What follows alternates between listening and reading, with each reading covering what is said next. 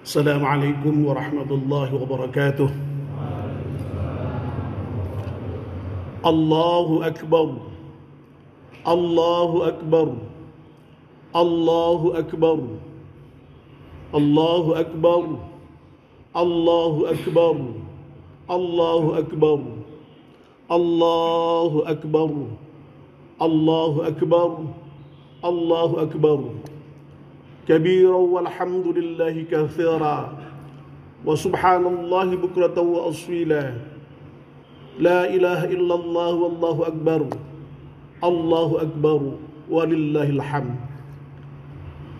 الحمد لله نحمده ونستعينه ونستغفره ونعوذ بالله من شرور أنفسنا ومن سيئات أعمالنا من يهد الله فلا مضل له ومن يضلل فلا هادي له.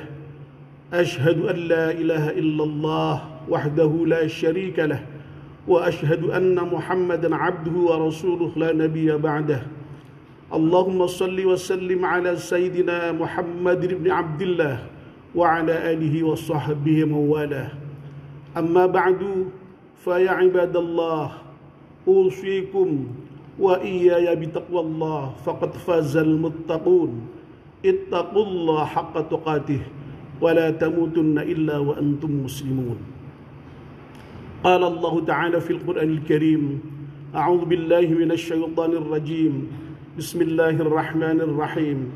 Inna a'tainakal kautsar fashalli li rabbika wanhar inna syani'aka huwal abtar. Shadaqallahul azim. Allahu akbar. Allahu akbar. Allahu Akbar walillahil hamd. Mengawali khutbah ini, marilah kita panjatkan syukur kehadirat Allah Subhanahu wa taala yang telah melimpahkan rahmat, nikmat dan hidayahnya kepada kita sekalian sehingga kita bisa hadir di Masjid Ul Albab yang mulia ini untuk menunaikan ibadah salat Idul Adha.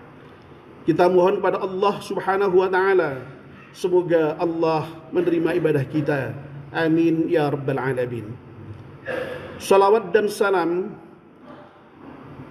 kita sanjungkan kehadiran Nabi Agung Muhammad sallallahu alaihi wasallam yang diutus oleh Allah untuk menjadi suri tauladan bagi kita umat Islam dalam beribadah kepadanya dan dalam bermuamalah dengan seumat manusia. Nabi yang kita tunggu syafaatnya kelak pada hari kiamat. Selaku khatib dari mimbar ini saya mengajak kepada diri saya sendiri dan kepada seluruh jamaah salat Adha, marilah kita meningkatkan takwa kita kepada Allah Subhanahu wa taala, yakni dengan berusaha sekuat tenaga menjalankan perintahnya dan menjauhi larangannya. Hanya dengan bertakwa kita akan memperoleh ketenangan, kemenangan, kesejahteraan dan kebahagiaan di dunia dan di akhirat kelak.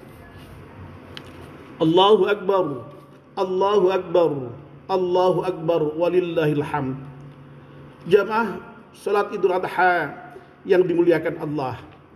Saat ini kurang lebih 2 juta umat Islam dari seluruh penjuru dunia sedang menunaikan ibadah haji di tanah suci Makkah. Jutaan umat Islam yang melaksanakan haji itu memenuhi panggilan Allah Subhanahu wa taala seraya mengumandangkan kalimat talbiyah labbaik Allahumma labbaik labbaik la syarika laka labbaik innal hamda wan ni'mata laka wal mulk la syarika lak. Peristiwa haji ini seakan membuktikan firman Allah yang terdapat dalam surat Al-Hajj ayat 27. A'udzu billahi minasyaitonir rajim.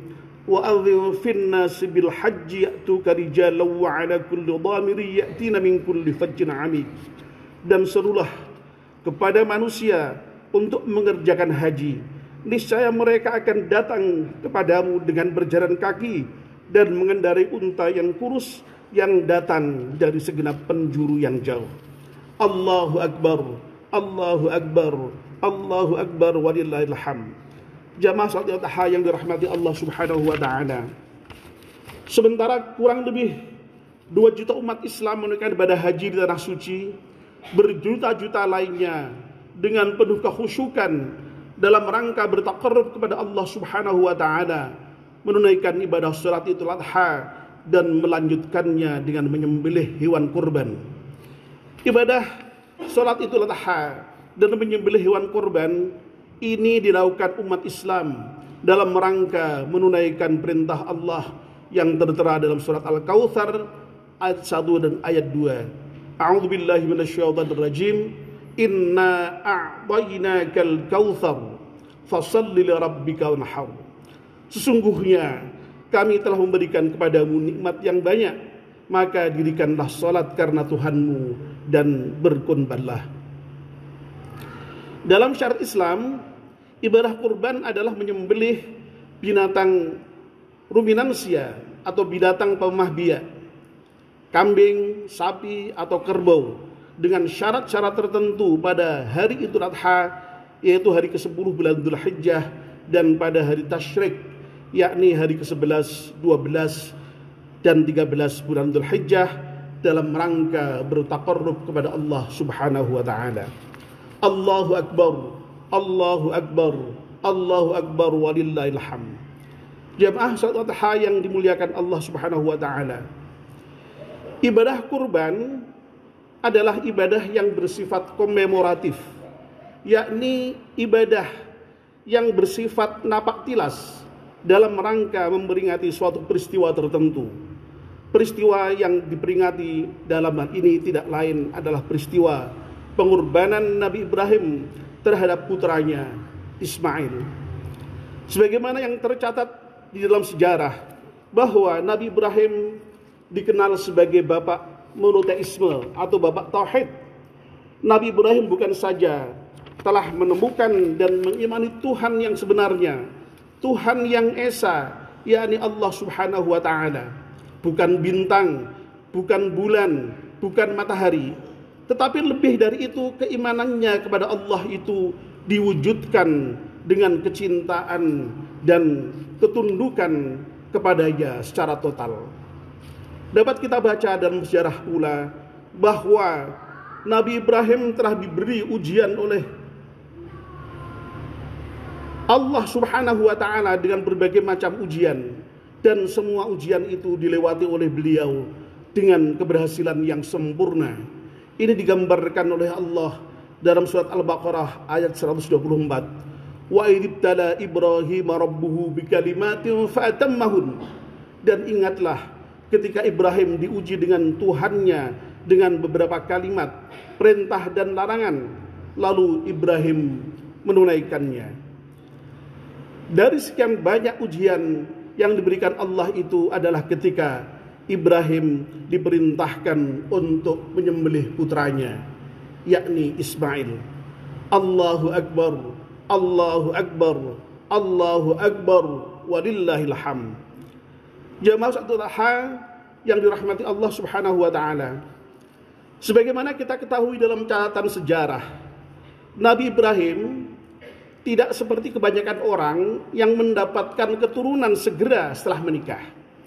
Nabi Ibrahim belum dikaruniai anak sampai pada usia tua.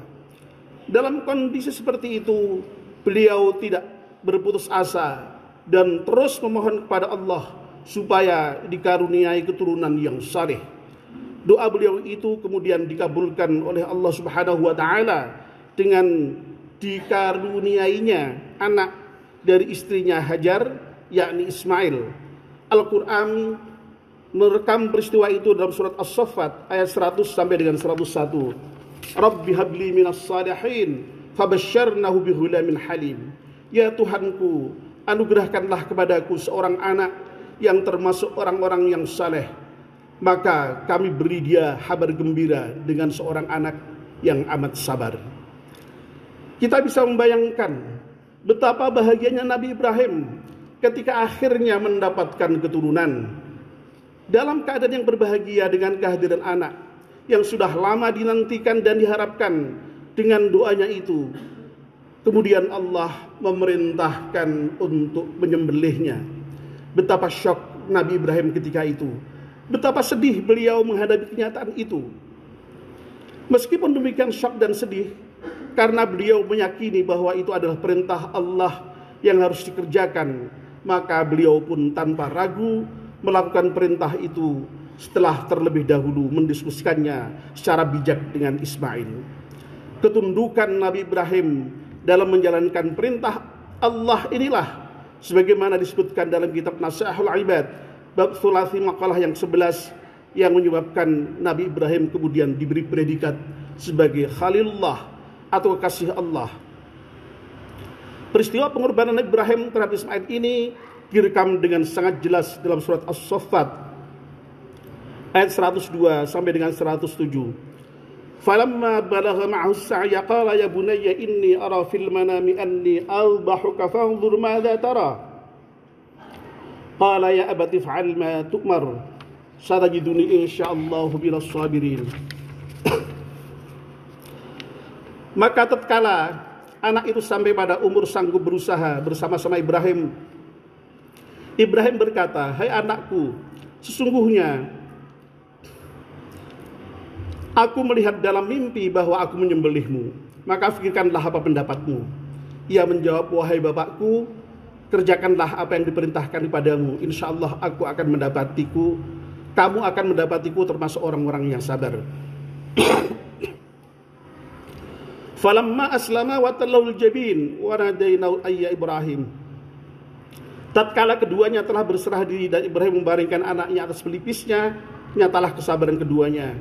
Dan kami panggillah dia, "Hai Ibrahim, qad saddaqta ar-ru'ya inna kadzalika nadzil muhsinin inna hadza lahuwal bala'ul mubin wa fadainahu bidzibhin 'adzim." Sesungguhnya kamu telah membenarkan mimpi itu, sesungguhnya demikianlah kami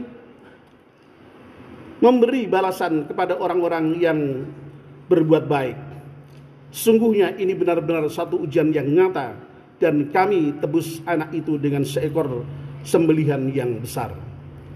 Dengan kuasa Allah, meskipun Ismail telah berserah diri untuk disembelih, dan Nabi Ibrahim juga telah bertekad untuk melaksanakan perintah Allah untuk menyembelihnya, tapi Ismail tidak terluka. Allah memang tidak menghendaki Ismail benar-benar menjadi kurban penyembelihan, karena itu sesungguhnya hanya ujian bagi Nabi Ibrahim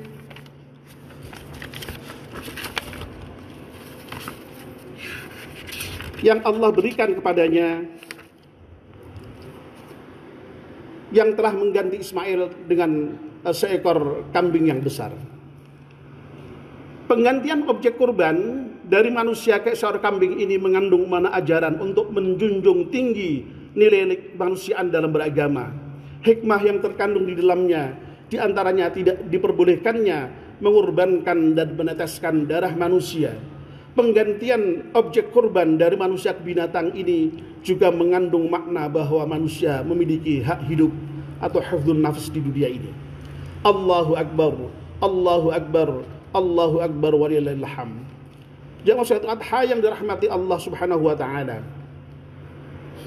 Dari peristiwa sejarah pengorbanan Nabi Ibrahim itu, kita dapat mengambil pelajaran bahwa sesungguhnya Ismail yang diperintahkan oleh Allah untuk disembelih dan dikorbankan, beliau itu adalah sebuah simbol. Ismail adalah simbol dari sesuatu yang sangat kita cintai, yang dapat menghalangi kecintaan dan ketundukan kita kepada Allah Subhanahu wa taala.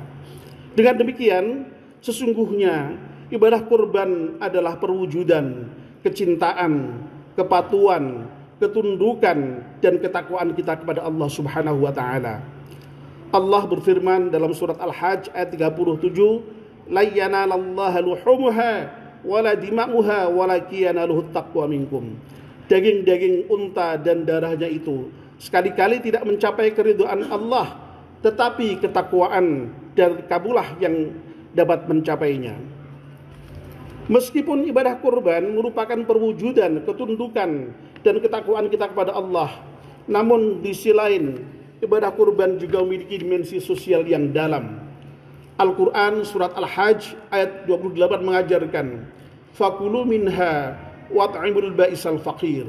Maka makanlah sebagian daripadanya dan sebagian lagi berikanlah untuk dimakan orang-orang yang sengsara dan fakir.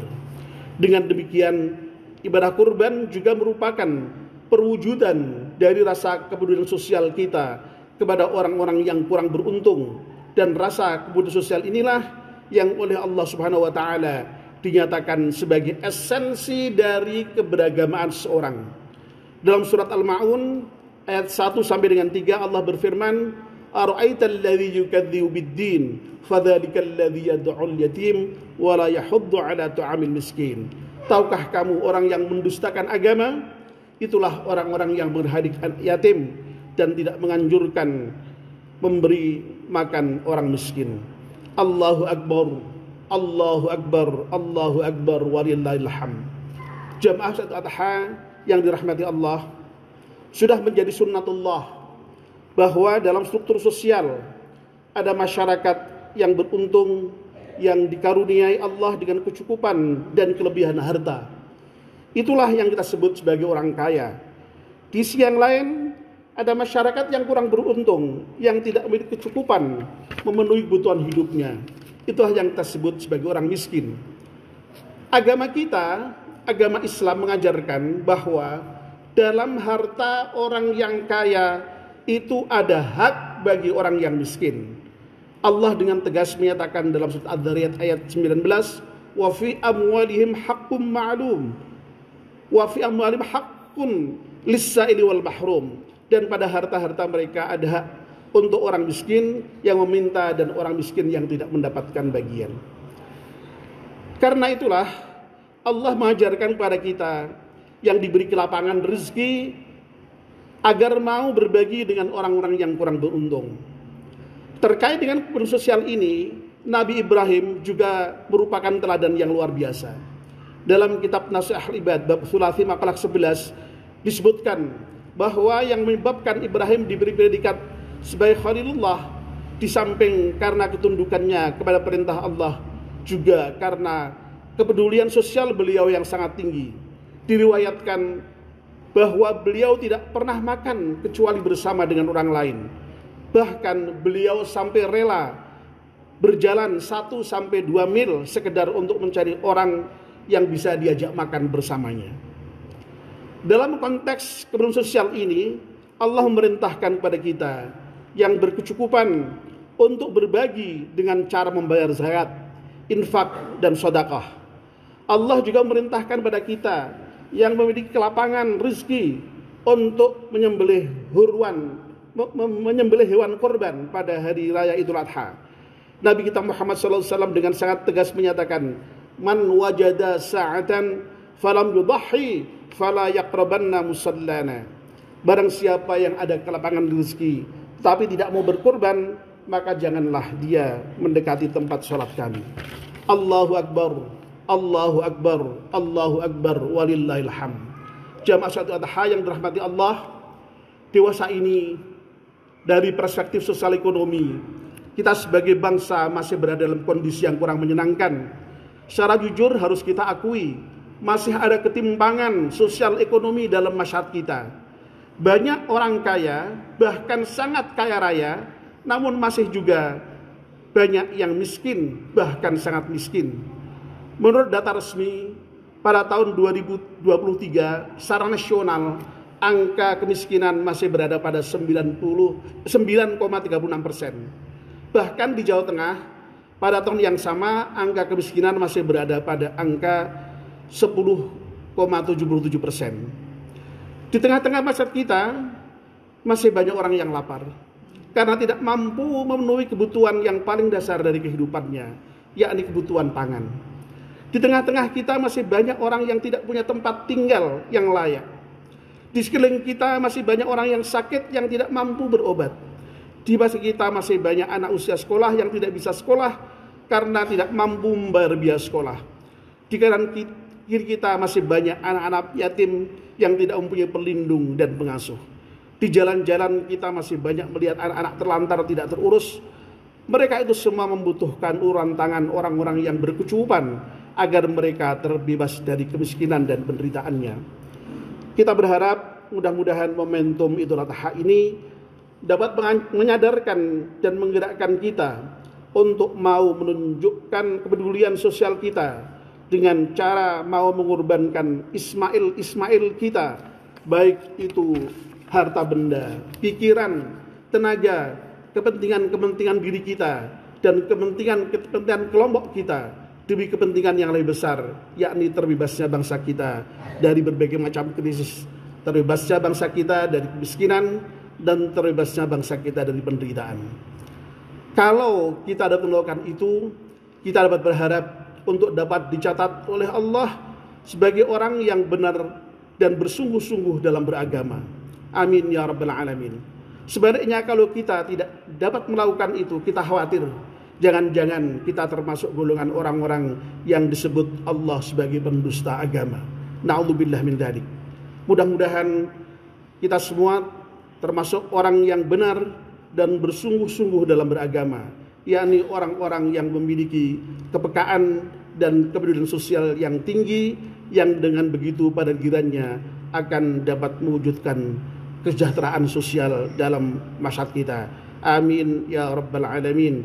Jalallahu wa iyyakum minal ainil faizin wa adkhalana wa iyyakum fi ibadis salihin. Aqulu qawli hadza wa astaghfirul azim wa astaghfiru innahu wal ghafurur rahim.